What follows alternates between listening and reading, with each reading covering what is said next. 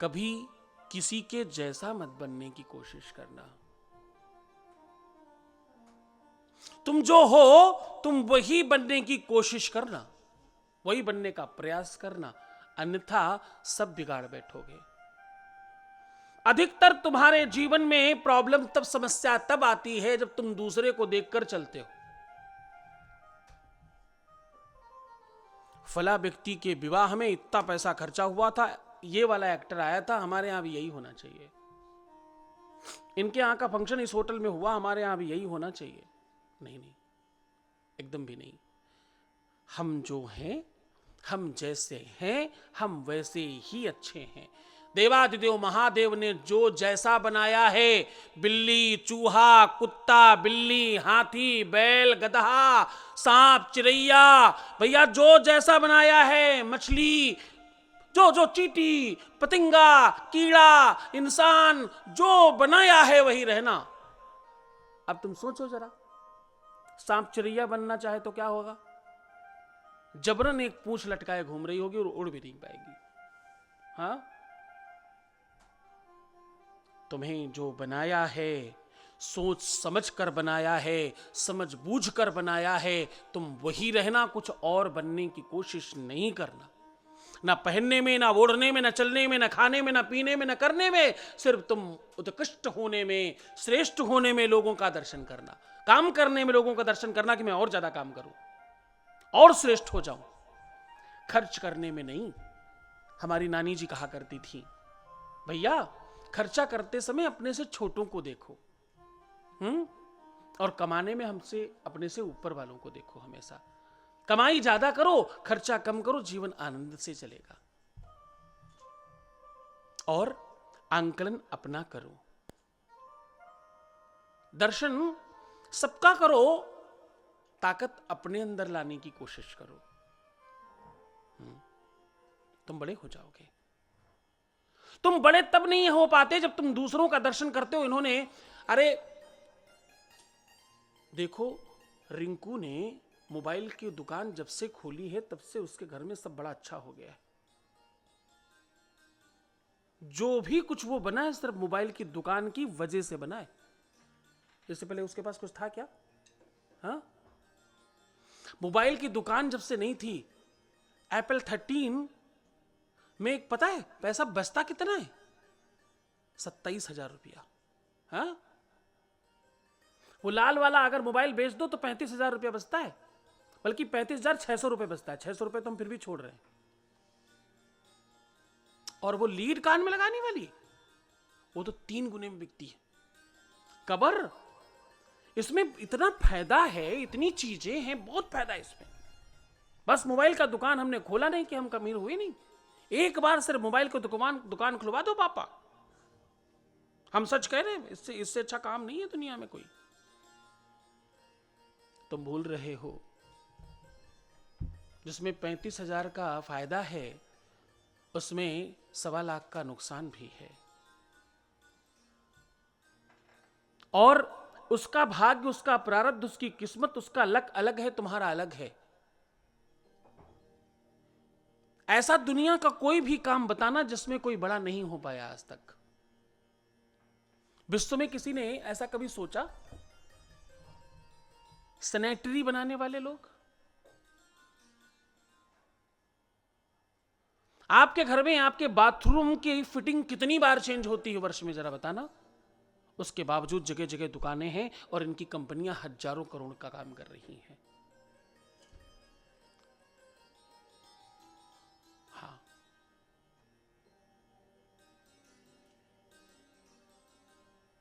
दुनिया का कोई भी काम, आलू ही बेचने वाले को ले लो, आलू बेचने वालों ने दिमाग लगाकर आलू को चिप्स बना लिया और सच मानो सैकड़ों गुना ज्यादा उसका मूल्य करके बेच लिया। तुम पर जब देवादिदेव महादेव की कृपा होगी तब तुम बड़े होगे। तुम जो हो उसी आधार पर आगे बढ़ना। ब्याज पर लेकर जबरन कुछ काम कर कर ऐसा कोई काम कराने की कोशिश अपने घर वालों से मत करना। तुम पहले अनुभव गेन करना। एक उदाहरण बता रहा हूं, ध्यान से सुनिए। एक बार एक घोड़े को दौड़ते हुए देखकर एक मेढक को लगा कि मैं भी ऐसा ही दौड़ता हूं जैसा घोड़ा दौड़ता है। अच्छा, कुछ महापुरुष होते हैं आपके आसपास, हाँ, कुछ बड़े अद्भुत ज्ञानी सीधा कंदराओं से, हिमालय से निकल करके आपके पड़ोस में आकर बस जाते हैं, सीधा, जिनकी सीधी बात ऊपर से होती। रोज रात में जब सोते हैं तो कंदराओं में चले जाते हैं, और यहां होते तो यहां रहते हैं। और उन्होंने अगर तुम्हें ज्ञान दे दिया, विश्व का कोई भी इंसान फिर बचा नहीं सकता तुमको, फिर तो तुमको स्वाहा होना ही है। तो मेढक को कुछ ज्ञानियों ने और ज्ञान देकर उसको उकसा दिया, और क्या बोला, यार बात तो सही है, घोड़ा तो क्या ही चलता है तुम्हारे आगे, तुम जब फुदकते हो भाई, ओहो, घोड़े की ये चाल है, कभी घोड़ा कभी इस स्तर पे चल भी सकता है क्या? आप चलते हो, आपकी क्या क्या चाल है, क्या कूदते हैं आप? आपकी साइज के हिसाब से देखें ना, अगर कैलकुलेट करें तो घोड़ा आपसे हजारों मील पीछे निकलेगा। उतना ही बड़े होकर आप हो जाएं कहीं, तो सोचिए आपकी जंप क्या होगी। एक और बगल से बोला, अरे वो तो जंप और हाइट तो छोड़ो, घोड़ा कोई चल बल नहीं पाता, घोड़ा क्या दौड़ सकता है, वो तो उसके पैरों में नीचे नाल लगी है, उसी का कमाल है सारा। घोड़े में नाल निकाल दो, एकदम नहीं चल पाएगा। परसों मैंने देखा घोड़े की नाल निकाल दी, वो चल ही नहीं पा रहा था, लंगड़ा रहा था, हिल ही नहीं पा रहा था। सारा का सारा कमाल नाल का है। जिन घोड़ों ने नाल नहीं लगाया, कितने सारे भैया संसद के बाहर बैठकर धरना प्रदर्शन कर रहे। नाल लगी कि बस, जिसने भी नाल लगवा ली, कोई भैंस लगवा ले, कोई गधा लगवा ले, हाँ, कोई बैल लगवा ले नाल, बस उसके बाद वो घोड़े से कम नहीं होगा। मैं कह रहा हूं, मैंने देखा है इस बात को। नाल की प्रशंसा इस स्तर पर हुई कि मेढक को यह लगने लगा कि मैं घोड़ा बन सकता हूं और नाल लगवा कर घोड़ा बन सकता हूं। उसके बाद फिर कुछ जरूरत नहीं पड़ेगी।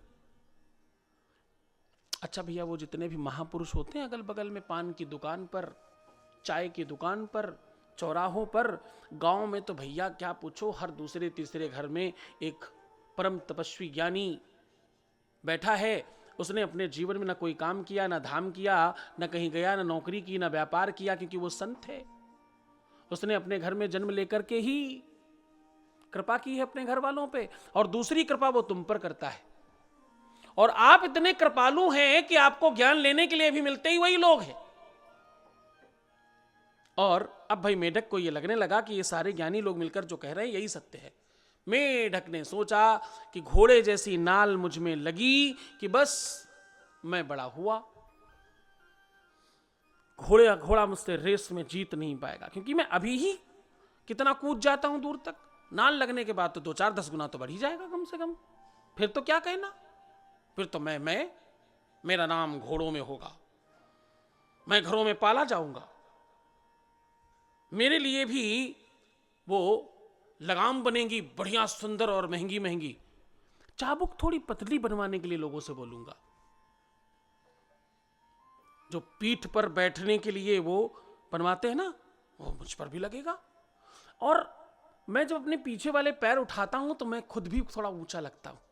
ये तो मेरे पैर मुड़े हुए हैं ना, इसलिए मैं छोटा दिखता हूं कभी कभी, अन्यथा तो क्या ही कहने, मैं हूं भाई। मेढक घोड़े की जहां नाल लगती थी वहां पहुंचा। घोड़ा नाल लगवा रहा था। जैसे ही घोड़े को नाल लगवाते देखा, मेढक को और उत्साहवर्धन हुआ। उफ, देखा, यही कमाल है, मेरे से पहले आ गया ये। इसको पता चल गया कि अब मार्केट में एक बड़ा प्रतिद्वंदी उतर रहा है। देखो, पहले ही अपनी नाल सही कराने आ गया। भैया देखो, ऐसा है कि तुम तो रोज लगवाते ही रहते हो, तुम साइड हो जाओ यार, मुझे भी लगवाने दो, मार्केट में कुछ नए लोगों को भी काम करने दो। हाँ, मेढक ने अपना पैर आगे बढ़ाया, नाल लगा दीजिए मुझे भी। घोड़ा थोड़ा मुस्कुराया, थोड़ा शर्माया, बोला, देखो मेढक भैया, तुम नाल क्यों लगवाना चाहते हो? मैं तो वैसे ही तुमसे अपने आप को छोटा मानता हूं, आप ऐसे ही अच्छे लगते हो। अच्छा, तो अब तुम्हारी ईर्ष्या इस कदर कि तुम्हें अभी से भय लगने लगा मुझसे? अभी तो तुमने देखा ही क्या है। नाल लगने दीजिए, फिर इस पूरे समूचे विश्व में तुम्हें पालने वाला कोई नहीं होगा। और आप अपना इंतजाम कीजिए, कहीं जाइए, कुएं में पड़े रहिए हमारी तरह, क्योंकि अब हम सड़क पर चलेंगे। उसने बहुत समझाया, नाल वाले ने भी समझाया कि भैया ये तुम्हारा काम नहीं है। उसने कहा नहीं नहीं, हम तो जो कह रहे हैं वो कर दो, तुम्हारे जो पैसे लगते हैं ये पकड़ो। मेढक ने पैर बढ़ाया और उनकी नाप की एक नाल बनाई गई, और जैसे ही कील रखकर लोहार ने ठोका, मेढक साहब के कील आर पार होकर के गले में लगी और सीधा बाहर, और मेढक साहब का स्वर्गवास हो गया। ना तो मरीज बचा, ना तो मर्ज बची। मर्ज से जीवन भर के लिए मुक्ति, क्योंकि मरीज ही चला चला। कहने का सीधा संबंध यह है साहब, हर व्यक्ति अपनी किस्मत, अपनी भाग्य, अपने प्रारब्ध का खा रहा है। हर व्यक्ति अपने प्रारब्ध और अपने बल पर आगे बढ़ रहा है। किसी को देखकर मत बनना, तुम जो हो वही रहने की कोशिश करना। अपनी सामर्थ्य, अपनी क्षमता, अपना ज्ञान, अपनी व्यवस्था, अपने संसाधन और अपनी चीजों को समझकर आगे बढ़ना। तुम जो हो वो रहने की कोशिश करना। हो सकता है कि तुम घोड़े से बहुत ज्यादा अच्छे हो जाओ, लेकिन नाल लगवाकर नहीं, ऐसे ही बिना नाल के। नाल एक सुरक्षा है, एक व्यवस्था है। दौड़ना तो तुमको अपने पैरों से है, भागना तो तुमको ही है। वो एक साधन है, एक माध्यम है, और कुछ नहीं। बाजार में बिकती तो कितनी ही चीजें हैं, उसी दुकान पर एक चीज कम पैसे में बिक रही है और दूसरी वही चीज दूसरे अनदर पैकेट में ज्यादा की बिक रही है। चीज वही है, वस्तु वही है। भाग्य, प्रारब्ध, किस्मत, प्रयास, प्रयत्न, मेहनत, कई सारी सामग्रियां बनकर कुछ बनता है। तुम जो सब्जी खाते हो वो सीधी थोड़ी तुम्हें मिल रही है, उसमें कई सारी चीजों का स्वाद है। हल्दी का, सौंफ का, मिर्च का, नमक का, गरम मसाले का, जीरे का, धनिए का, जाने कितनी चीजें पड़ी हैं। उसके बाद वो तुम जो स्वाद ले रहे हो, स्वाद एक वस्तु का आ रहा है, सब्जी का, पर उसमें पीछे बहुत सारी चीजें हैं। जीवन में श्रेष्ठ होने के लिए एक केवल चीज नहीं चाहिए, सब चाहिए। जब देखो सब देखो। जब आप सारी चीजों पर काम करेंगे तो आप सफल हो जाएंगे। सफलता की कुंजी तुम्हारा परिश्रम है और तुम्हारा खुद के प्रति आत्मदर्शन है, और खुद का एनालिसिस नित्य अगर आप करते हैं तो आप सफल हो जाएंगे। हाँ, रोज रात्रि में सोने के पहले आपको यह चिंतन करना चाहिए कि आज हमने क्या सही किया और क्या गलत किया। जो गलत किया वो कल नहीं करेंगे, जो सही किया उसको ज्यादा करेंगे। सिर्फ इतना नियम अगर बना लो तो भी तुम बहुत बड़े हो जाओगे। और बड़ा बनने के लिए आवश्यक नहीं कि तुम बहुत बड़े से ही शुरुआत करो, तुम छोटे से भी शुरुआत करके बहुत बड़े हो सकते हो। इसके हजारों लाखों उदाहरण हैं, एक आध नहीं। अच्छी बात है कि अगर तुम बड़ा करके बड़ा कर लो, इसमें कोई नुकसान की बात नहीं। श्रद्धा है, सामर्थ्य है, व्यवस्था दी है परमात्मा ने, देवादिदेव महादेव ने तुम्हें सक्षम किया है, इसमें कोई बुराई नहीं। लेकिन भाई अपना वास्तविक पटल समझकर चलना, जल्दबाजी मत करना। तुम जब वास्तविकता को समझकर चलोगे तो तुम पर कृपा होगी। जब तुम थोड़ा अपने को जानोगे तो तुम्हें 100% आनंद आएगा। और तुम 100% अपने जीवन को समझ पाओगे।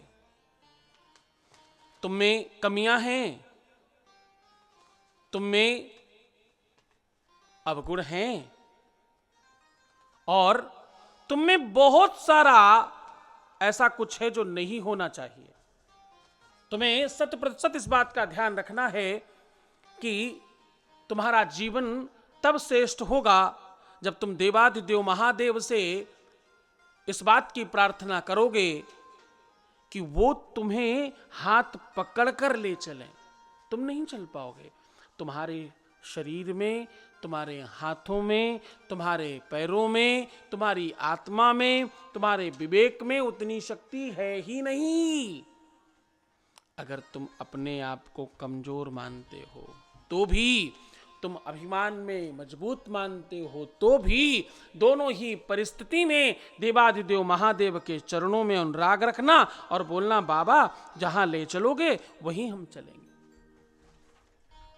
जहां ले चलोगे, जैसे बाबा रखोगे, जिस हाल में तुम बनाओगे, जिस हाल में तुम मुझे रखने की कोशिश करोगे, जैसे तुम रखोगे वैसे ही रहेंगे। जाही विधि राखे राम ताही विधि रहिए।